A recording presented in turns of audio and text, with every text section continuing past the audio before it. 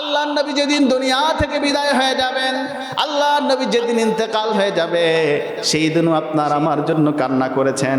আজকে আমার হাবিবকে, আজকে আমার কলিজার টুকরা নবীকে গালিয়ে দেয়া হয়। আমরা কোটি কোটি মুসলমান, আমাদের অন্তরের মধ্যে রক্তক্ষরণ হয় না, কিন্তু আল্লাহ নবী দুনিয়াতে এসে আপনাকে আমাকে ভুলেন নাই। যেই দিন দুনিয়া থেকে বিদায় হয়ে যাবেন, ওই দিনও আপনাকে আমাকে ভুলতে পারেন নাই। মুসলমান ভাইয়েরা রে আমার, আল্লাহ নবী যেদিন দুনিয়া থেকে বিদায় হয়ে যাবেন, নবীজির শরীরের মধ্যে প্রচন্ড জ্বর, উঠতে পারেন না, সময় হুশ আবার সময় বেহুশ। আল্লাহ নবীর পাশে বসা হযরতে ফাতেমা রাদিয়াল্লাহু আনহা, নবীজি প্রচন্ড পরিমাণ অসুস্থ। দরজার মধ্যে কে যেন সালাম দেয়, ঘরের মধ্যে আসতে চায়, অনুমতি চায়।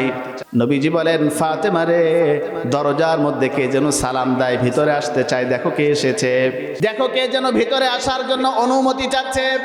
হযরতে ফাতেমা রাদিয়াল্লাহু আনহা দরজার পাশ দিয়ে তাকিয়ে দেখে, দরজার ওই পাশে এমন একজন মানুষকে দেখা যায়, এমন একজন আশ্চর্যজনক মানুষকে দেখা যায়, যার মাথা আসমানের ওপরে, যার পা দুটি জমিনের নিচে।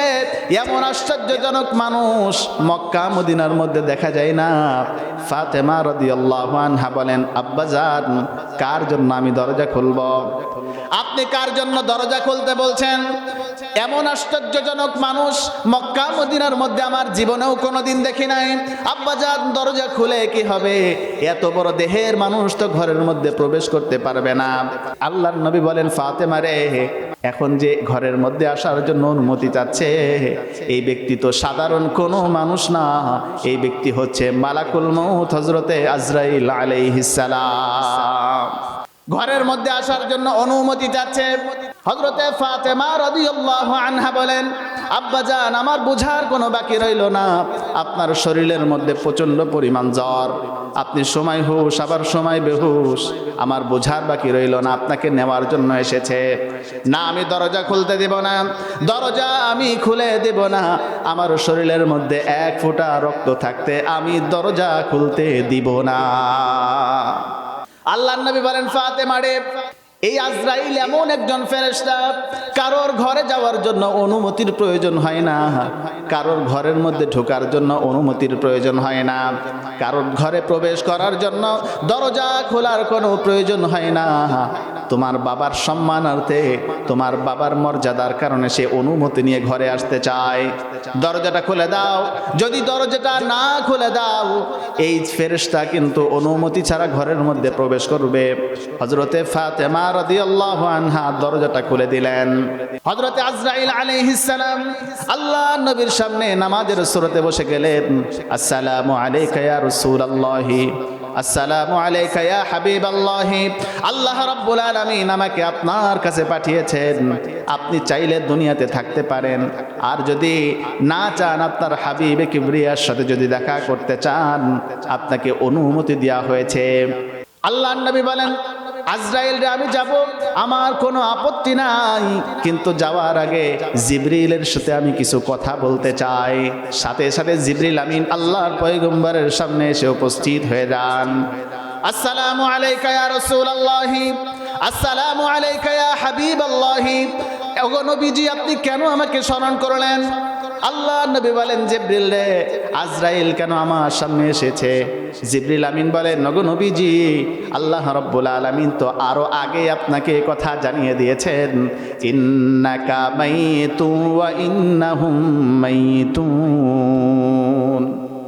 আল্লাহ রাব্বুল আলামিন তো আরো আগে আপনাকে জানান দিয়েছেন, নবী হে, আপনি ওই পৃথিবীর মধ্যে চিরদিন থাকতে পারবেন না, আপনার শত্রুরা ওই পৃথিবীর মধ্যে চিরদিন থাকতে পারবে না, সবাইকে একদিন মরতে হবে, এই পৃথিবী ছেড়ে সবাইকে একদিন চলে যেতে হবে। আল্লাহ নবী কথা শোনার সাথে সাথে কান্না করা শুরু করলেন। নবীজির চোখ মোবারক দিয়ে পানি বের হওয়া শুরু হয়ে গেল। আল্লাহ নবী অঝরে কান্না করা শুরু করলেন। জিবরিল আমিন বলেন, ইয়া রাসূলুল্লাহি, ইয়া হাবিবাল্লাহি, আপনার চোখের পানি আমি সহ্য করতে পারি না, আপনার চোখের পানি আমার বরদাস্ত হয় না। ওগো নবী, কেন আপনি কান্না করেন? বুঝেছি আপনার হাসান হুসাইনের জন্য আপনি কান্না করছেন।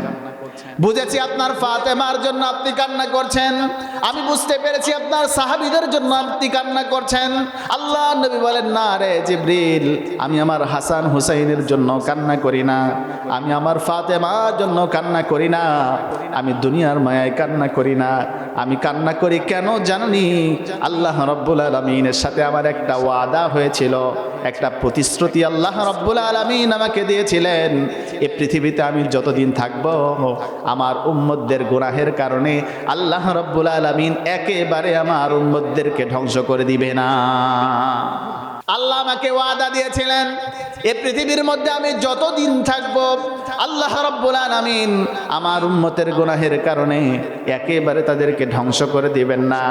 জিবরিল রে, আজকে যদি আমার ইন্তেকাল হয়ে যায়, আজকে যদি আমার মউত হয়ে যায়, দুনিয়া থেকে বিদায় হয়ে যায়, আমার উম্মতেরা গুনাহের মধ্যে লিপ্ত হবে, আমার উম্মতের আল্লাহর নাফরমানির মধ্যে লিপ্ত হবে, আমার উম্মতদের গুনাহের কারণে আল্লাহ রাব্বুল আলামিন যদি আমার উম্মতদেরকে একেবারে দুনিয়া থেকে বিদায় করে দেয়, এই জন্য আমি আমার উম্মতের দরদে কান্না করি, দুনিয়ার মায়ায় আমি কান্না করি না।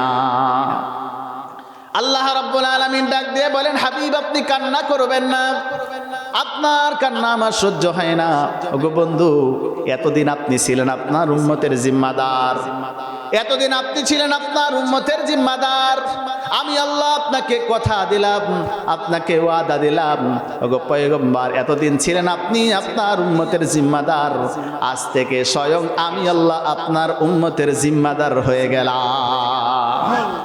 এতদিন আপনি ছিলেন আপনার উম্মতের জিম্মাদার গো নবী, আজকে যদি আপনার ইন্তেকাল হয়ে যায়, আজকে যদি আপনার মওত হয়ে যায়, আমি কথা দিলাম আপনার টেনশন করতে হবে না, আজ থেকে স্বয়ং আমি আল্লাহ আপনার উম্মতের জিম্মাদার হয়ে গেলাম।